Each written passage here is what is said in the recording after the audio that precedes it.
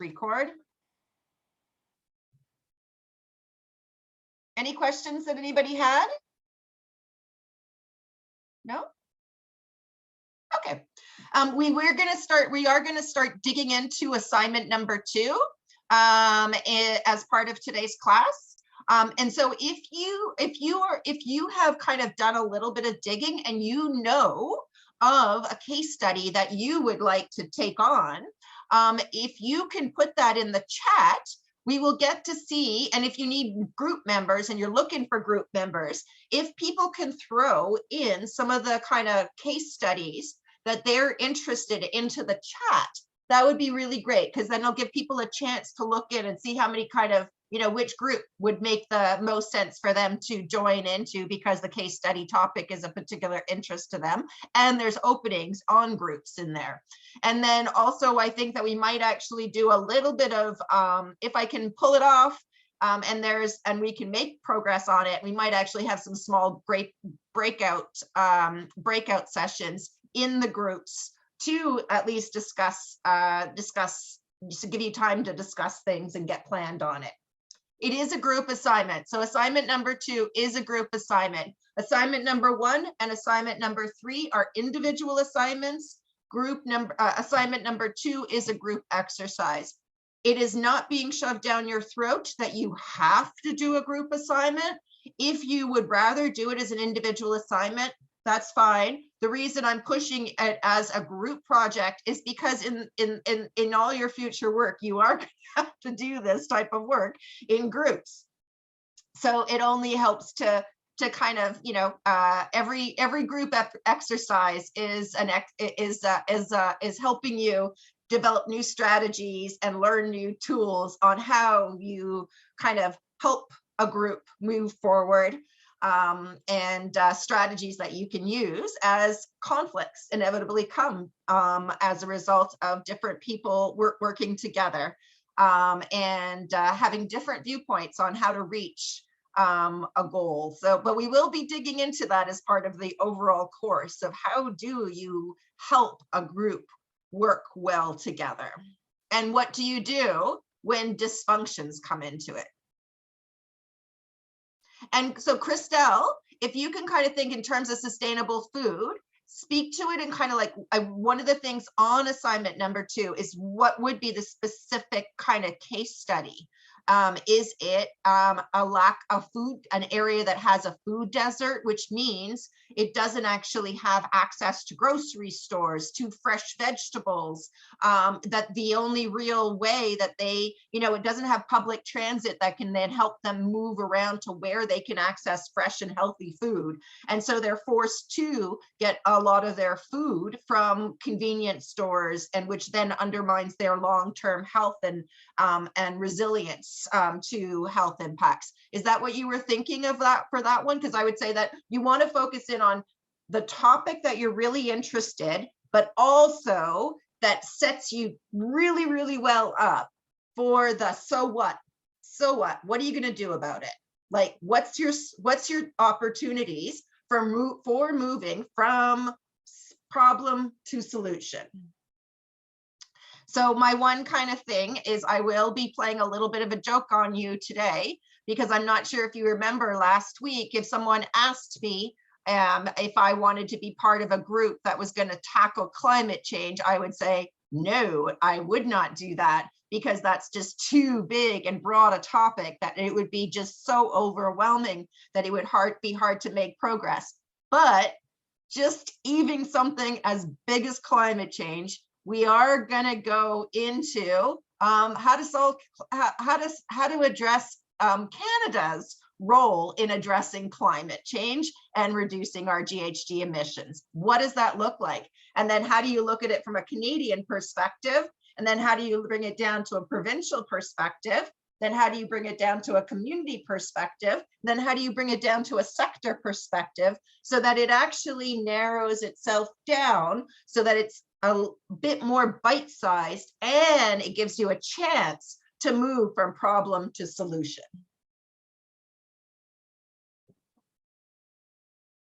But sustainable food, if I was going to do it on sustainable food, I would definitely choose You can use, there's so many ample experiences of neighborhoods that do not have access to fresh food and then have to rely overly on fast food or convenience stores for their food supplies, in which case it would be choosing a food desert as your case study, in which there are ample food deserts, and it's just a matter of you can choose one, but it also would then set the stage for what are the intervention opportunities, what are the consequences of food deserts, and what are the intervention opportunities of food deserts. But love the idea.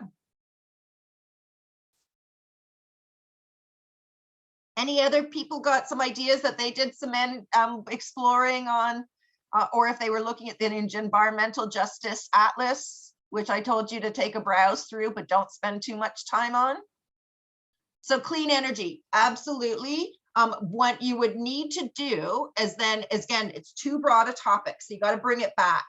And you got to be thinking, okay, so if it's clean energy, then I would probably suggest as one of the kind of case studies that you would take on is you could either take on an example of a community that is experiencing a lot of adverse impacts as a result of an energy facility near them.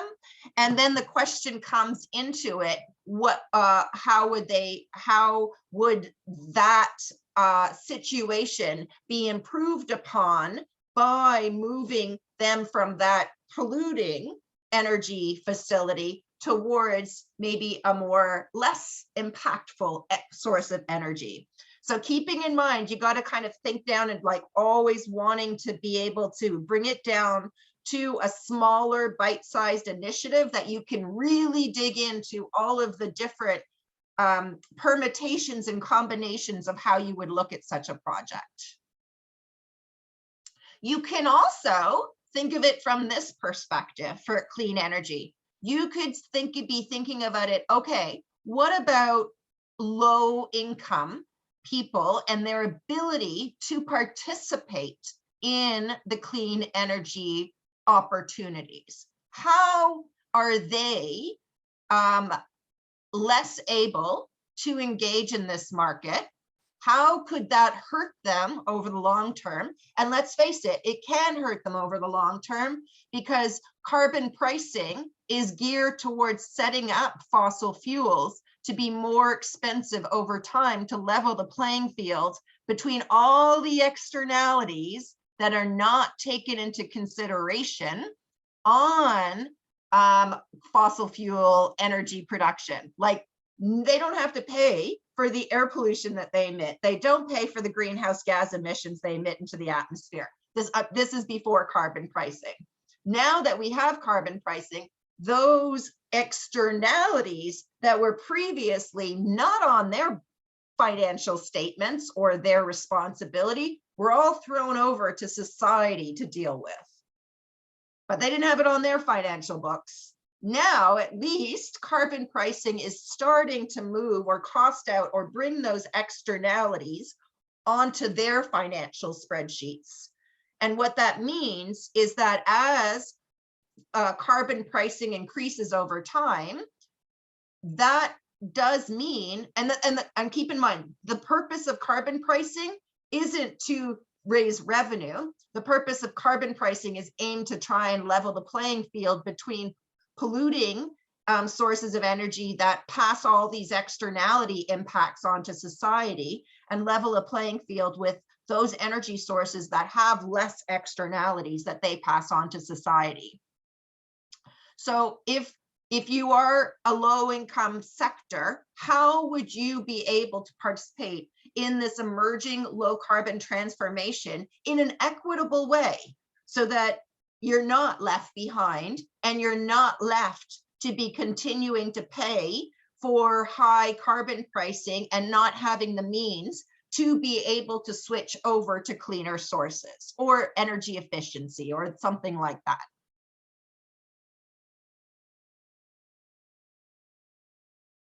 Okay. Sorry. Jeremy, was I missing something?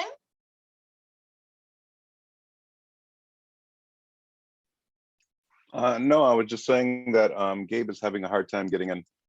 Oh, okay, okay. Yeah, I was just letting you know. Sorry. Okay, so I'm trying to see what I can do on this one. Can you send him the help desk number from George Brown? I'll get it. Give me 1 sec, sorry.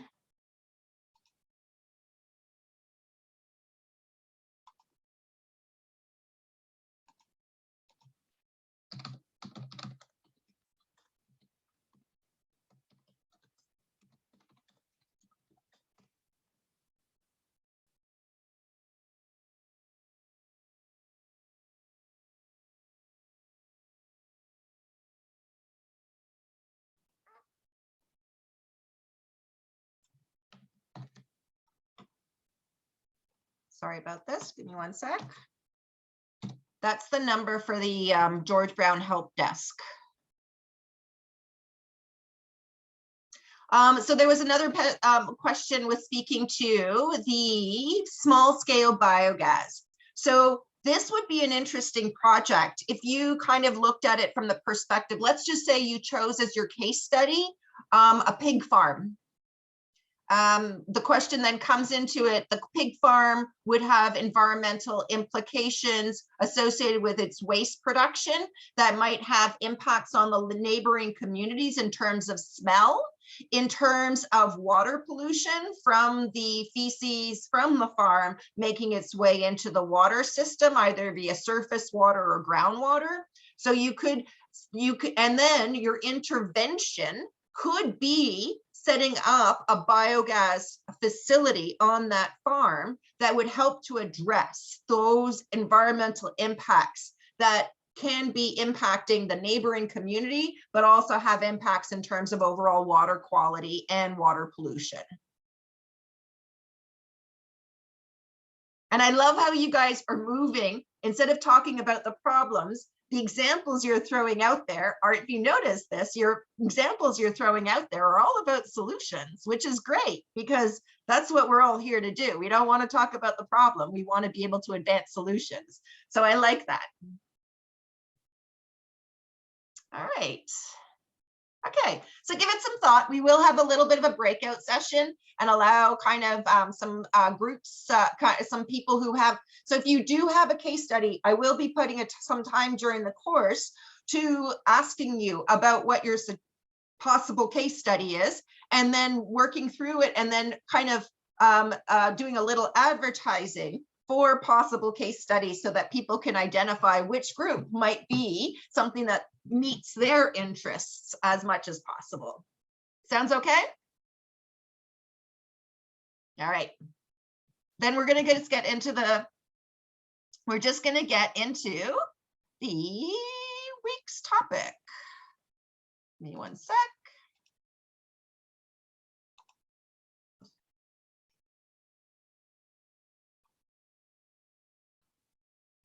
Hello, move you down.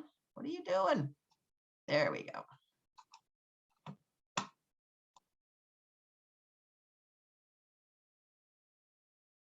All right. So as you know, last week, we went into the systems that every single environmental issue and environmental justice implications are always part of a system. And while traditionally environmental justice interventions have focused very, very specifically on a specific environmental hazard and who is being impacted by it, even when you're thinking, even when the project is something as simple as that, as cause and effect, it is still part of a bigger, larger system that creates that problem or helps to address that problem. And what you really want to do is better understand how whatever your initiative that you're working on, you have to understand its direct cause and effect relationship to its, where you draw the bubble around, but you also have to give it some considerations of how it fits into the larger system. How does it kind of, how does the kind of tragedy of the commons fit into this structure? How does the fact that there's externalities associated with these these projects or case studies that you're looking to explore, how do they fit into the bigger picture? What kind of created the problem in the first place? And not only how can you fix this problem, but also how can you make an influence on the system that created the problem in the first place? Because while it's still important, you're going to have to work on your specific topic. If you don't think about it from how it fits in the system, you're just going to end up like you're not going to really be able to turn or influence the ability of us to move towards preventing these problems from happening in the first place. And I'm not saying that as you advance your initiative that you're going to be able to change the system. You absolutely will not be able to change the system just while you're working on your initiative. But if you don't understand how it fits into the system and you don't identify opportunities for your work to change or influence the system as it's set up, you're missing out on opportunities that can move you from just end of pipe solutions to really preventing problems in the future, or helping to minimize the likelihood or just reduce the likelihood that these problems are just going to continue on into the future. So I did want to kind of highlight now for what we're going to do. What we're going to do on this week's class is give you some frameworks for helping you ask yourself the necessary questions that you need to understand, not only for how your case study is causing the problem and who it's impacting, but also how it fits into the larger system. So while that is a nice, all of these ideas are a nice consideration, an esoteric topic, the question you'll be coming back to me with is like, how do you expect me to figure that all out?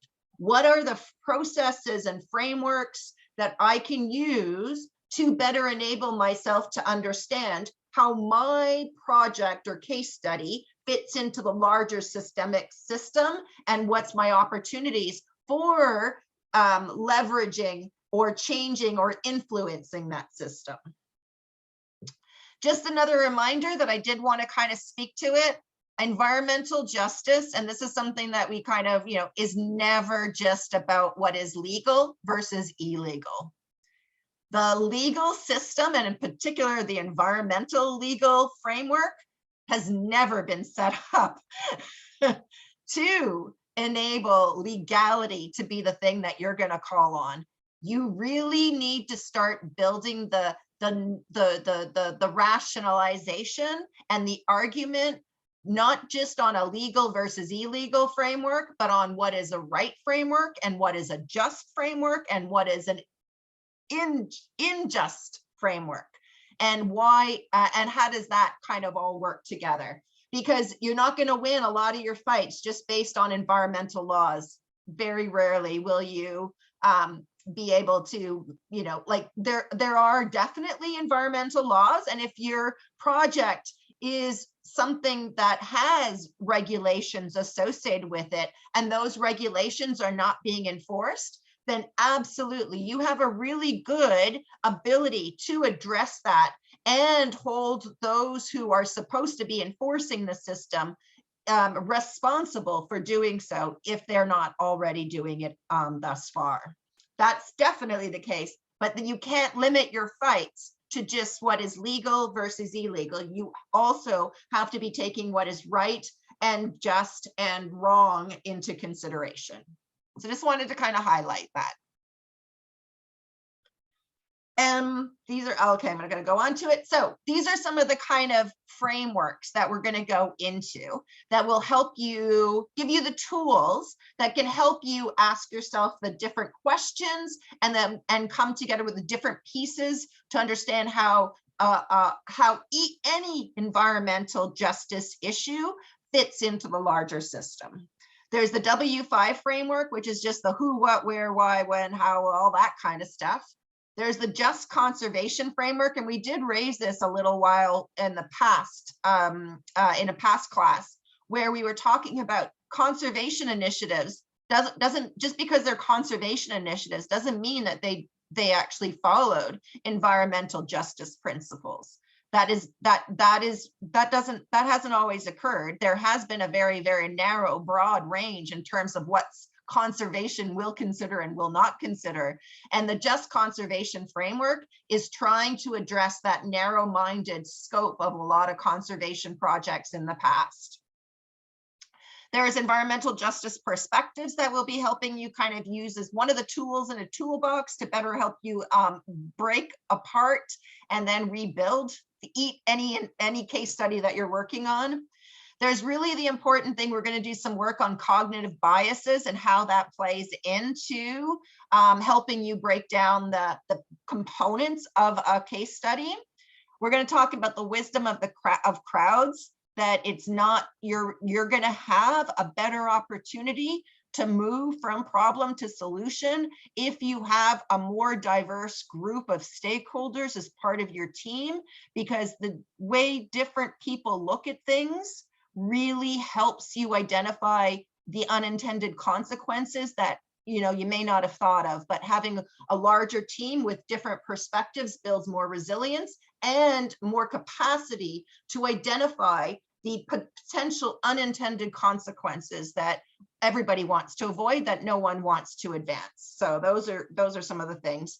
Then we're going to go into a little bit of the conversation on personality traits, life narratives, and how to address polarization within your stakeholder base that you're trying to work on. All right. So some of the, how big will our groups be? So are the groups that for the case study for assignment number 2, I would really kind of, it could be anywhere from 2 to 4, but I would not make it more than 4. So we will be going into the W5 framework. Really, it's just a normal course that you would do. There's nothing magical about this. It's just providing you like, why did this issue occur? What were the local situations that resulted in it? What kind of system kind of creations? Like, how did the tragedy of the commons fit into this? What kind of externalities is associated with this?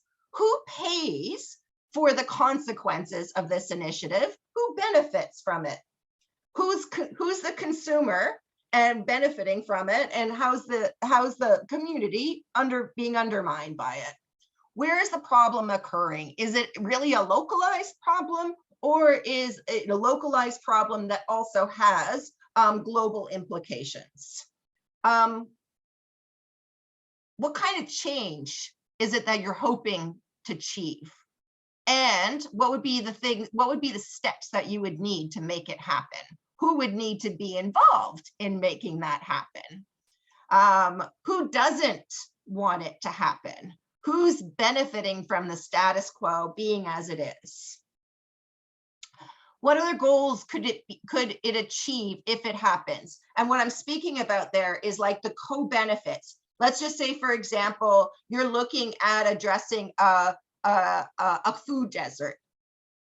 So you could say like, oh, okay, so I just address a food desert. It means that people are having better health outcomes because they're getting better access to better quality food. And that's improving their individual health. A co-benefit of that would mean that is reducing the amount of costs that we as a society have to pay for public health to help people meet those treatments that they're inevitably going to need because they're not as healthy as they would be if they had actually access to healthy foods. That would be one example. You could then kind of say another co-benefit of this could be that it is helping to improve the financial sustainability of our public healthcare system. You could then, speaking about it's going to be saving our costs in terms of I would call these out co-benefits. There would be a whole bunch of co-benefits associated with quality of life for these individuals that you can kind of bring into it. Health and the role that plays in family breakdowns. Those would all be kind of like co-benefits that you could bring to it.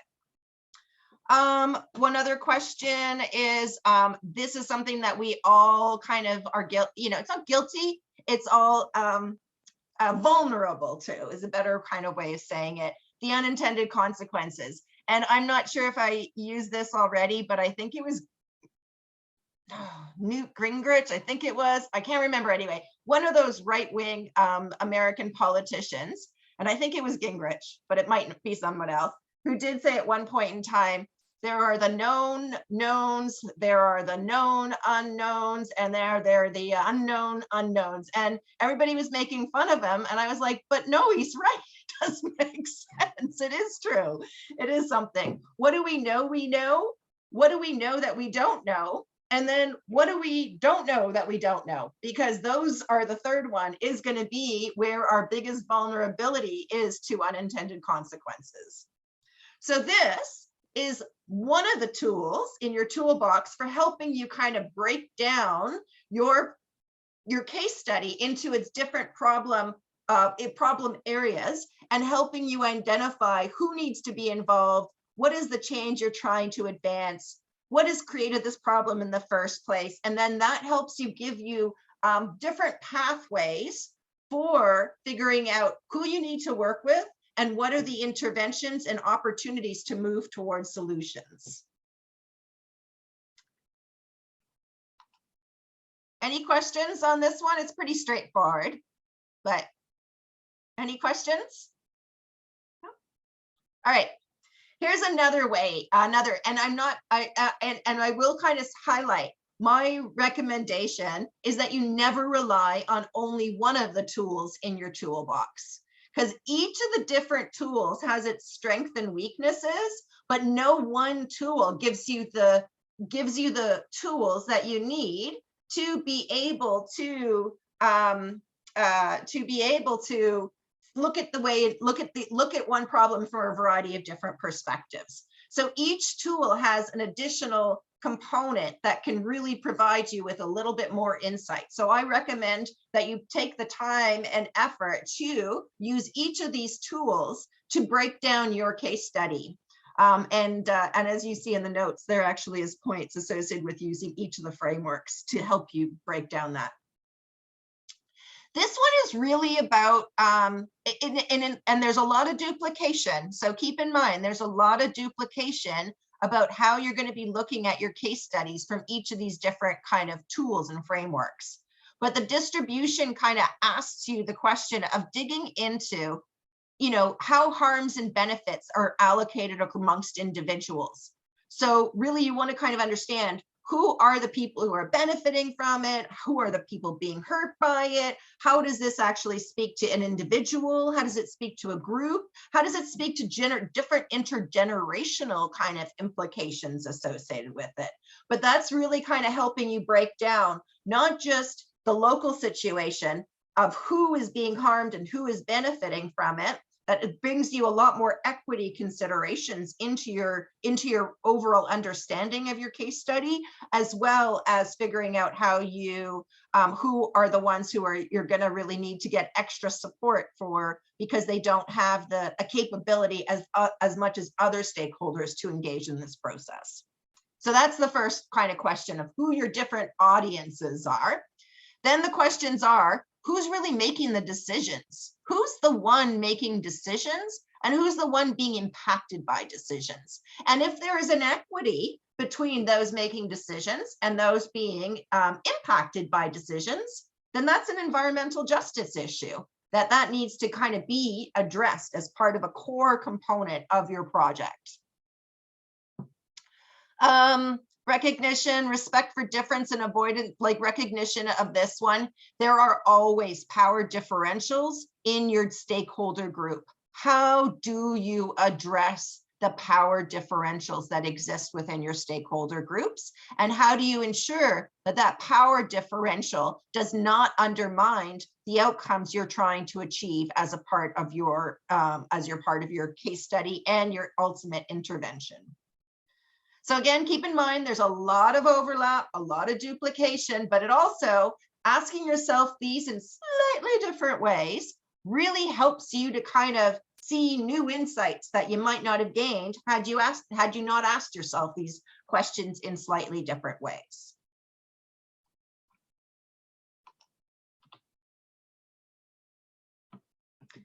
And all right, so environmental justice on this one, which is, I'm going to just kind of close that.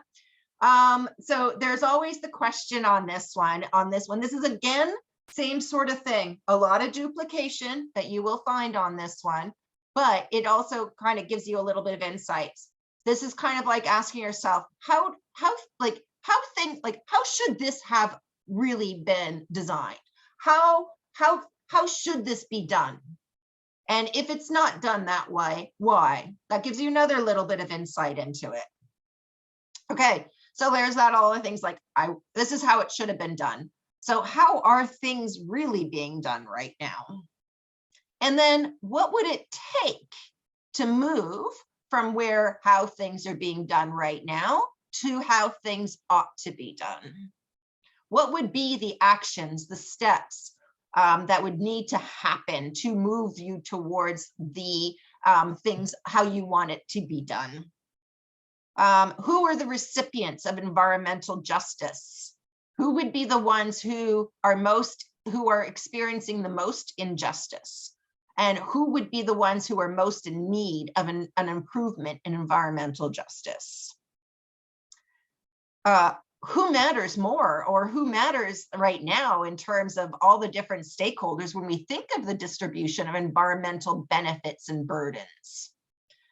And again, ask yourself how things are versus how things ought to be. And kind of taking each of these questions and then putting them through the lens of how things are versus how things ought to be will help you get a little bit more insight into the situation and what created the problem and where your opportunities are for moving from problem to solution. What is to be distributed? Really, that's another question. You know, like again, the question comes into it. What is the change you are trying to make? What's the possible pros and cons of the change you're trying to make? And for whom are those pros and cons? So all of those different types of things. And keep in mind, these are like brainstorming tools. So these are another kind of criteria that you would be kind of putting yourself through as you're challenging your work planning. And, you know, okay, as you're breaking your kind of case study down into its various component parts and then rebuilding it back again in many ways to identify who's the team that you're going to need to work with, and then also rebuilding it back up again to move from problem to solution. These are other types of lenses that you should be kind of putting your work plan through in order to identify where you might have some gaps in your environmental justice approach and where you might have opportunities for improvements. So it's kind of identifying how inclusive have I been in breaking down my problem and kind of developing more work plan for how I'm going to move from problem to solution. Have you been able to identify all the relevant groups in the area? Have you identified where their capacity for engaging in this process is? Have you brought them into the decision making? Have you been working with them to better enable them to understand the problem and the possible solutions? Their equal resources and access to information. Again, this is kind of speaking to the fact that probably never will all your stakeholders be on the same equal footing in terms of being impacted by the problems associated with your case study or being able to engage in the process equally as you move from problem to solution. Taking that consideration of the ability of different stakeholders to engage in this process and what you can do to help risk mitigation associated with that inequality in capacity or resources across different stakeholders. I don't know how to kind of erase those little red marks, but it's like they're just going to stay there, so it's fine. Decision-making authority. So that's one of the areas who's, divvying it up into the different areas of who's got to make decisions, who's involved in influencing the decisions. But if there is a process, how do you actually make decisions across your stakeholder group? And again, this is like, how does it fit into the government processes of like who makes the final decision on this one? And how do you address the concerns that might, how do you address or do risk mitigation of having a solution thrown upon your initiative that may not meet the needs of the key stakeholders that you're really trying to improve their the outcome they get out of this project. These are all just looking at different ways. Again, these are all just different ways of looking at it. Again, you're going to find a lot of duplication happens as you use each of these tools to break down your case study and rebuild it back up again. But when you realize you're just getting into duplication, that's when you know that you've done enough. So I wanted to kind of throw this out for you. Here's an example of how, just I'm not sure, is this like an analogy, metaphor, parable, whatever it is on this one. A wooden flute is found in a village. So a whole bunch of different children come forward, each with a claim that the flute should be given to them. And you are the judge in this situation, and you have to consider each child's case and decide what the most just solution is. So Anne says the flute should be given to her because she is a very good flute player. Bob says the flute should be given to him because he is the poorest and has no other toys to play with. And Carla says the flute should be given to her because she is the one who actually made it. Give me some insights to your thinking as you're figuring out how you're going to handle this negotiation.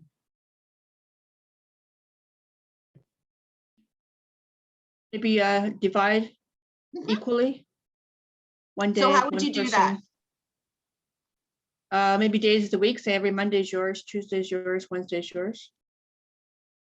Yep, that could be one way.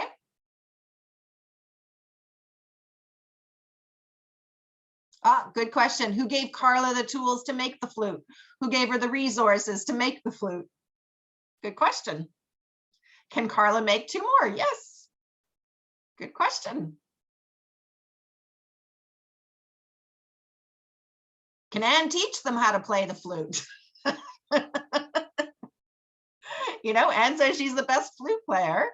That doesn't mean that, and the sharing aspect of it is all like, this is something that you're kind of like, who does it really belong to? And why can't things be shared? And then your synergies associated with them are kind of better if you have all of these pieces work, Anne, Bob, and Carla's needs are all getting met all together, all at the same time. And it's not an either or that Anne wins over Bob or Bob wins over to Carla. Why does someone always have to lose and someone always have to win?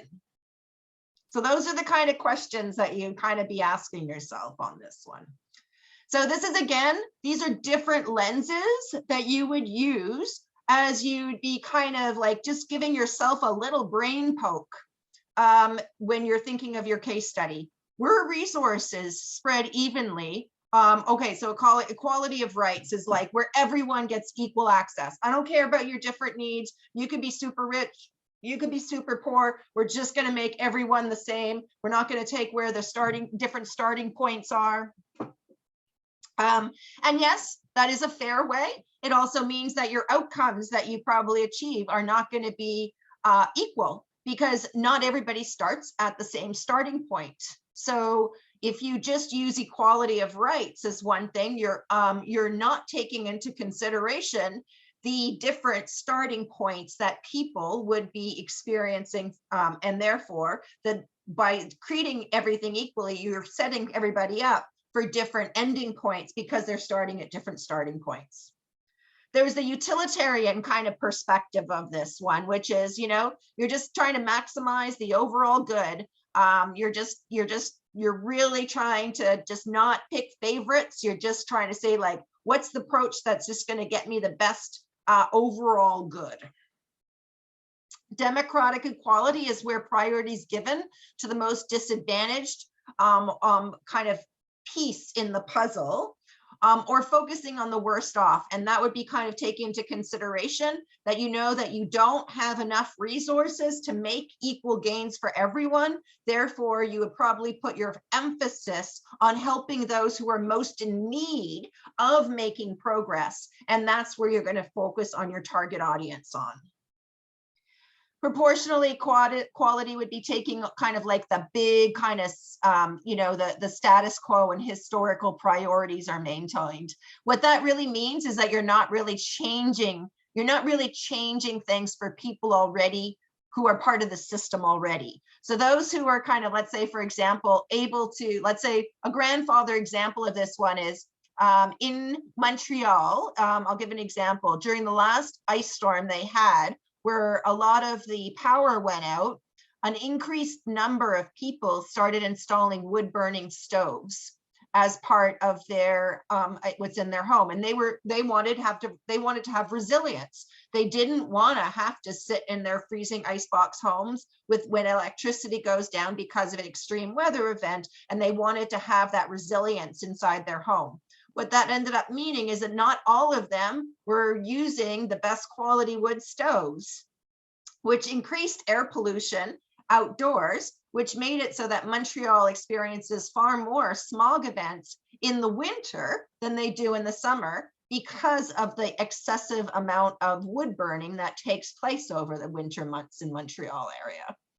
So you could say like, okay, now you want to kind of get rid of it, but you're not gonna, the grandfather principle would mean that you're not gonna penalize people who had already installed their wood stove, and you're only gonna focus in on those future ones who have not yet made the decision, so that if they are putting in a wood stove, they will be required to put in an EPA or CSA certified wood stove, but you're not addressing all those ones who already have their wood stove in place. That would be kind of considered the kind of grandfather principle, is you're changing things from this point on into the future, but not changing things and pushing people to change what they've already done.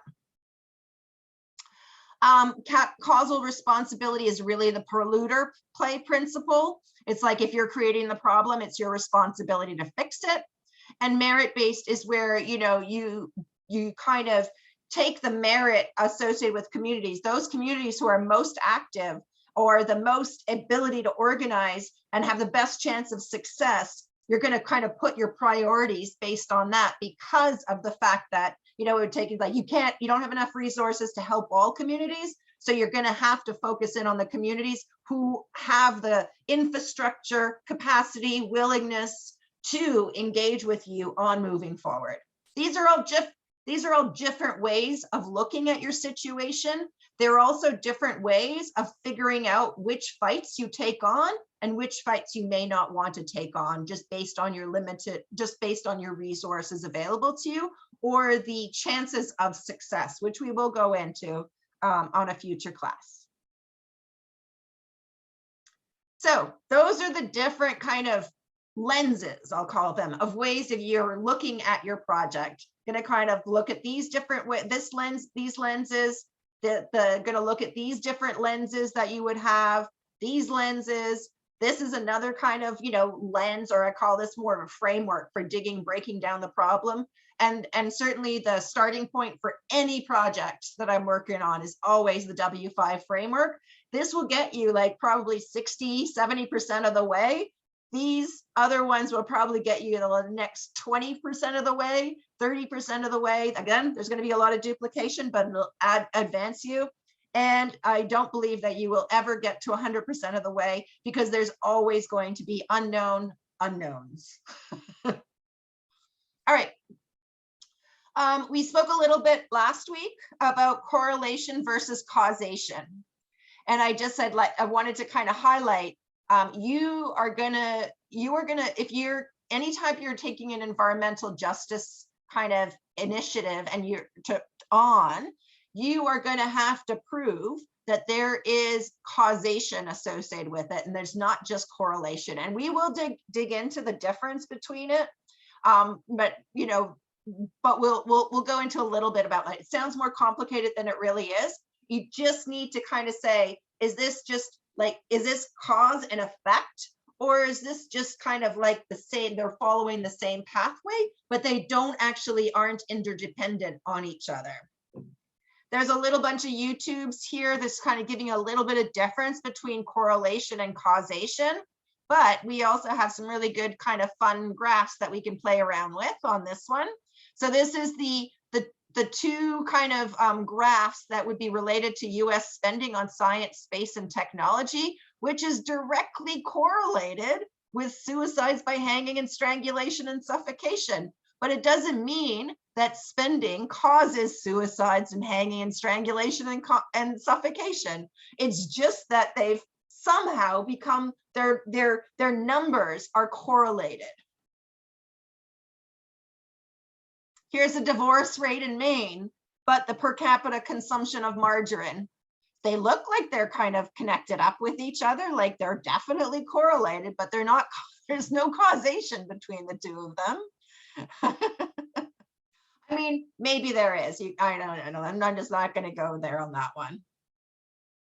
So really, when you're coming down to an environmental justice issue, I really, really want to kind of, you are going to have to ensure causation is the issue, and it's not just correlation, because your enemies, or your more difficult stakeholders, as I would like to call them, will be trying to find your weaknesses and trying to make all of your causation arguments be correlation arguments.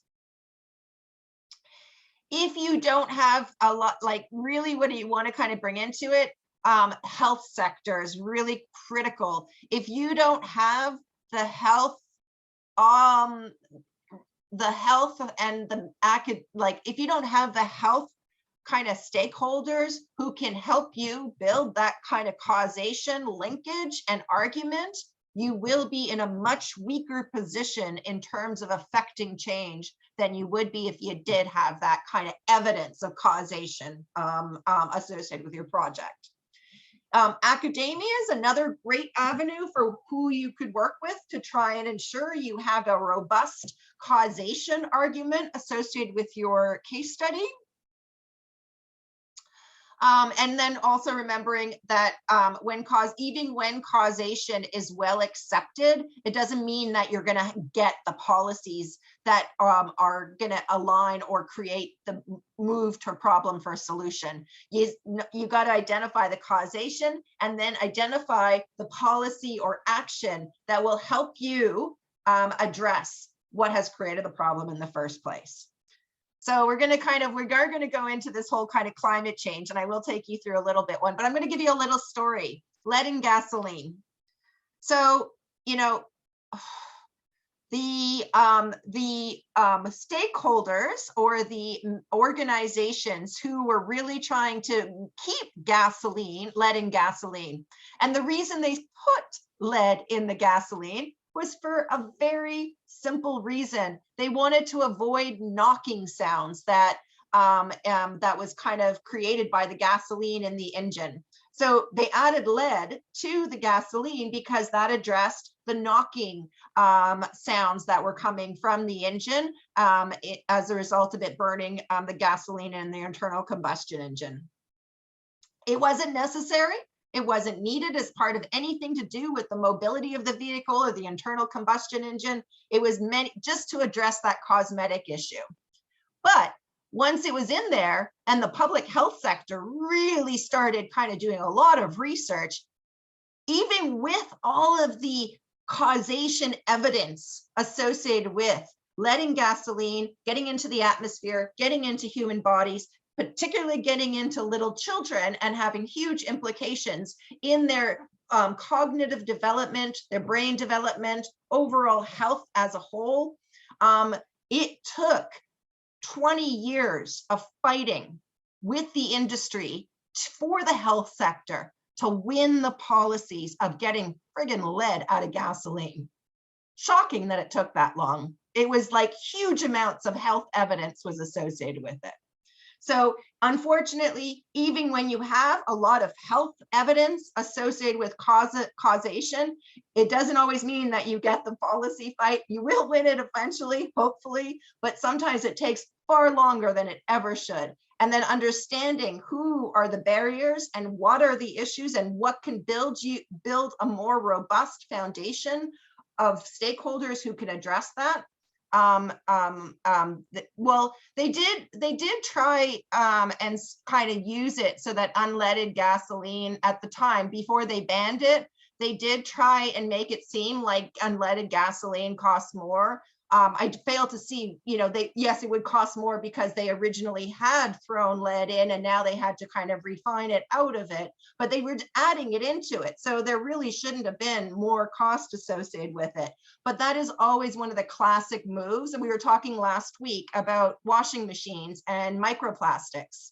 And that has always been the classic move that those who don't want to make the change use to justify the status quo. It's going to cost us more. It's going to cause us equity issues. It's always a very classic strategy to maintain the status quo. But then again, also from the perspective of it costing more, let's just use the example. Let's say hypothetically, now it's going to, it was going to cost us more for unleaded gasoline than it would for leaded gasoline. The only way you could say that that's not a worthwhile cost to have is you're not taking the public health implications associated with those cognitive declines in a whole generation. You're not taking the public health care implications associated with how it's going to affect people's health, how it affects their brain development, what that means to society as a whole in terms of the overall education or the undermining of a generation's progress in terms of their intellectual capacity because of the health implications associated with lead pollution. So again, it's going to cost more, but cost more for whom? And what are the costs that you're not taking into consideration in that analysis of your business case?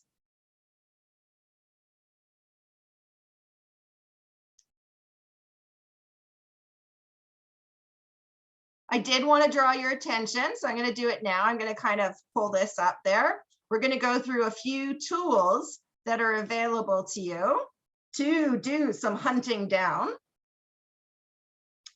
on this. So this is an example of the Npri data search. National Pollutant Release Inventory is, I think, what it stands for. So let's just say you can kind of choose, 2017 is the most recent year. We're going to kind of choose a company. I'm going to choose Stelco. And I'm going to choose I'm gonna choose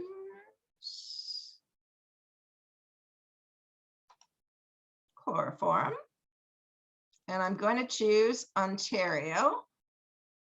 And let's just see, we're going to submit and see what we get. Select a community. Okay, so now is it going to give it to me? So you can see if you go here, all the different sources associated with formaldehyde. Oh no, I chose all substances. So this would be any pollutant.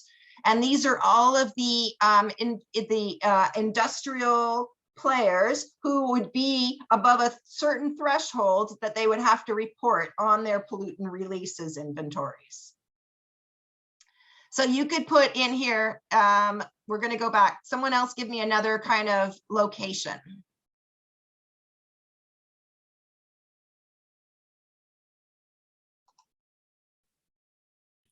Sudbury. Sudbury, okay. Let's see, where was I going here for this one? Sorry.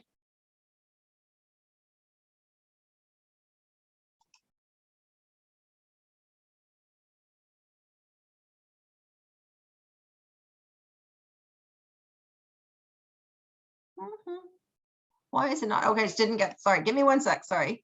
province. I didn't pick this one, sorry. There we go.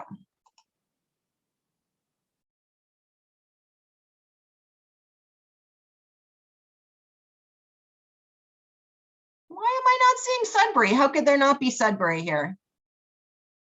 All right.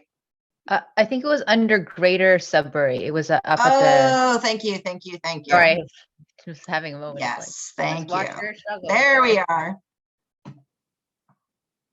There we are.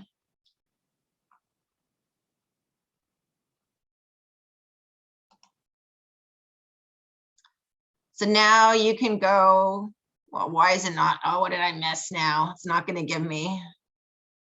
Let's see, what am I missing here?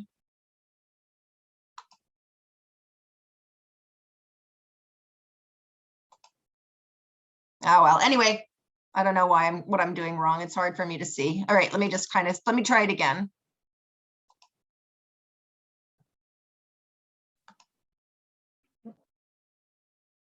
Key industries, all types. I thought I had it in there, but Did you choose a substance? I might not have. Maybe that's why. Okay, we're going to do acetone for that one. And then we're just going to choose here a major area, Greater Sudbury, and see if that gives us what we're looking for. Still not giving me my list, as I was hoping it was going to give me the list. Okay, but it is you probably just need to kind of play around with it to make it work for you and everything like that.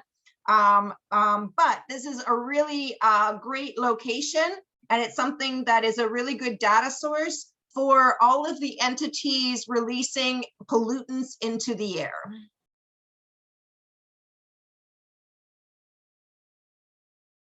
So that's one area. And I would like, it's worthwhile exploring, like put in your postal code and you can find all of the entities that are releasing pollutants around your postal code. I may So never then leave this the is- house. Sorry? I may never leave the house. Too much Yeah, knowledge. ignorance is bliss, eh?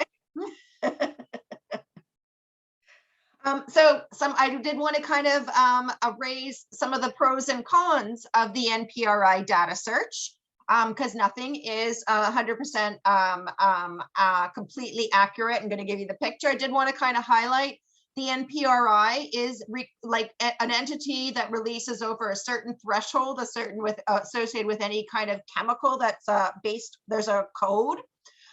Then you would need to report on your emissions. But the government doesn't verify. There is no third party objective peer review associated with your reporting of your pollutants. Now, they do desktop kind of verification. Like if your numbers vary different from one year to another year, they probably want to understand what's going on here, so there is some checks and balances in the system, but keeping in mind that it is not something that is a third party verified, it is self-reported. Yes, they have to provide documentation associated with that self-reporting, but again, it's got some checks and balances, but not a hell of a robust checks and balances in its system.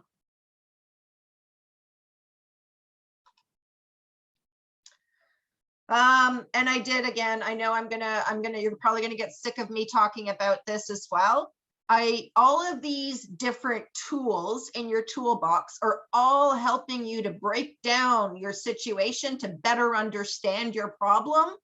And they are really, really, really, really important to do. But eventually you are going to have to stop breaking the problem down and really starting to build it back up again so that you can move from problem to solution. So in any endeavor or any project that you take on, any environmental justice or social justice issue that you're going to take on, there's the need to understand the situation and break it down into its various component parts so that you understand the lay of how this issue fits into the bigger context, how it fits into the system. But at some point in time, you're going to have to stop focusing it on that and start moving into building up again, so that you're now moving from the problem into the solution. It is the only way to build a team of people who want to work with you on helping to address this problem, because people do not want to sit there talking about problems. They want to be able to move to solutions.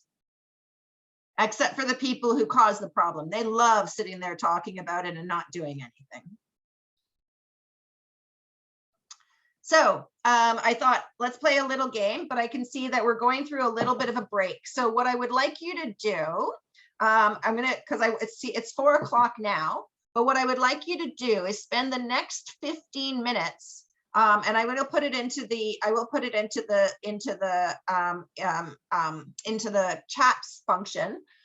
You can go through the Environmental Justice Atlas. You can start thinking about what's your case study going to be, like what's a topic that you're particularly interested in, so that we can have a little bit of a brainstorming session when we come back from the break on the possible case studies and possible groups that we would break into. So I'd like you to spend the next 15 minutes going in and giving some thought on your own to what is the case study that you're particularly interested in digging into. And then we're gonna we're gonna do that till about 4:20. So 15 minutes spent doing that. We're gonna have a break and reconvene at 4:35. But then I also want you to come back with an idea of a possible case study. So everybody come back with an idea of a possible case study. Like everybody come back with a possible case study, and we will do some weeding through those case studies to try and find the one that there's a significant amount of interest in, and then 2, the one that's not too big an undertaking. After we do that, I will be taking you through moving from problem to solution on something really simple like climate change. And we're going to start even with something as complicated as climate change. You can break it down into its various component pieces and find something that that's small enough, compact enough, and you're bite-sized enough that you can actually move from problem to solution. Yes, I'm going to put the environmental justice, give me one sec.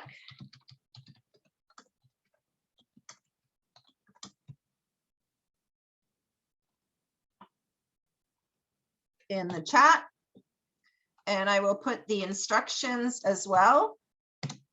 So in there, I would like you to spend until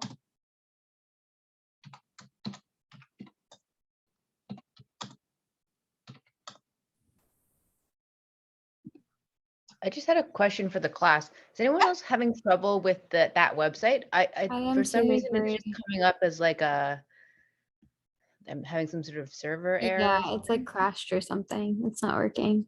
Okay, that's Oh, understandable. I wonder if we crashed it. Too many people. No, it yeah. was before our class started. It wasn't working either. Oh no. Okay.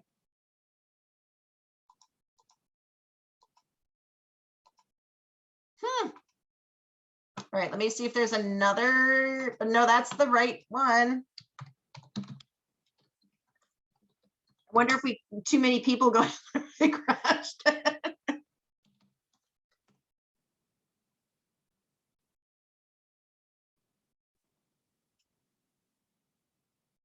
No, that's right. No, you guys are right. Okay. So that doesn't work, but doesn't matter. Give it some thought, go do some hunting on that, go looking through other kind of topics that are particularly of interest to you. You can start from the perspective of like looking at the solution that you want to address or kind of speaking to that. And then we can start doing some analysis. I'm really sorry that that didn't work on that one. It's a shame. But anyway, you know what? It's okay. You can, it's still a possible way.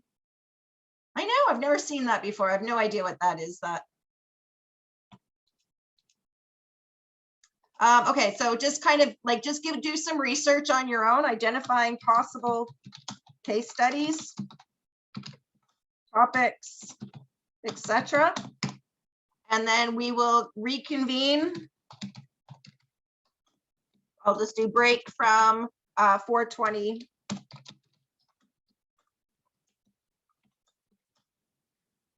to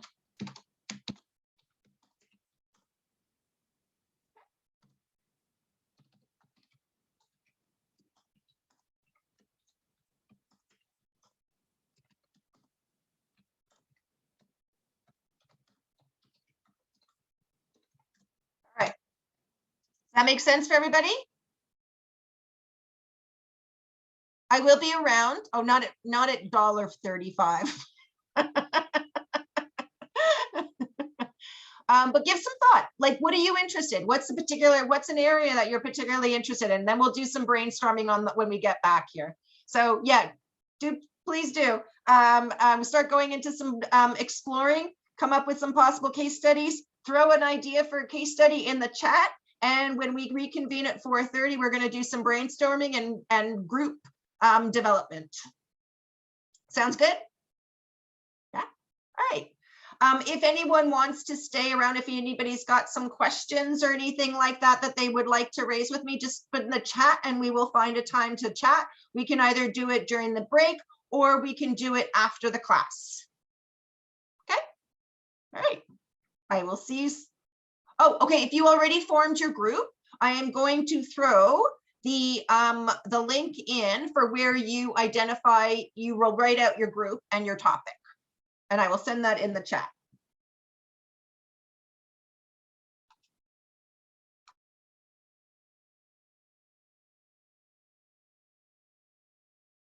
I will be giving you examples of a case study. I will be giving you, like, I'm going to give you go through a couple of case studies with you. So I've kind of put in some of the examples that I don't want you guys to choose as your own case study. So there's a couple of topics that we'll take off the list, off a possible list. I will be doing a case study of the Trans Mountain Pipeline. And I will also be doing a case study of the Line C, which is the province fund of BC's pipeline that is going through Wet'suwet'en territory and shoving it down the throats of that community. So we're going to kind of give you an example of Wet'suwet'en and the Line C and the Trans Mountain Pipeline. We're going to kind of, I'm going to try not to confuse you too much with them, but we'll do those together. I'm also going to give you an example of a case study of orphaned wells. Fossil fuel wells is another one that I'll do as an example of a case study. And then I was also thinking I could probably give you an example of the Flint water crisis. So if you can avoid choosing those ones, that would be great, because then that's not going to duplicate what I'll be covering during the class. And then we'll give the maximum value to all of you in terms of learning new, different case studies and different intervention opportunities.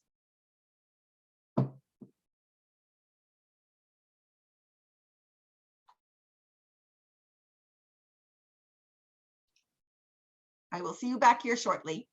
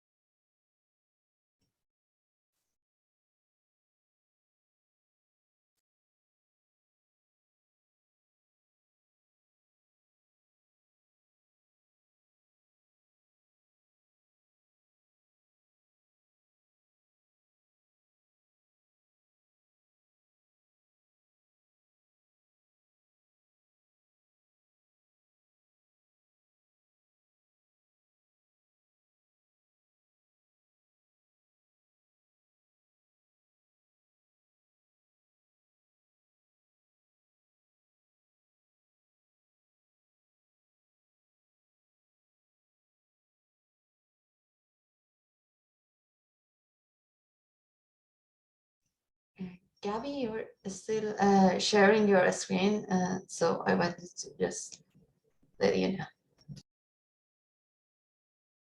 Thanks so much.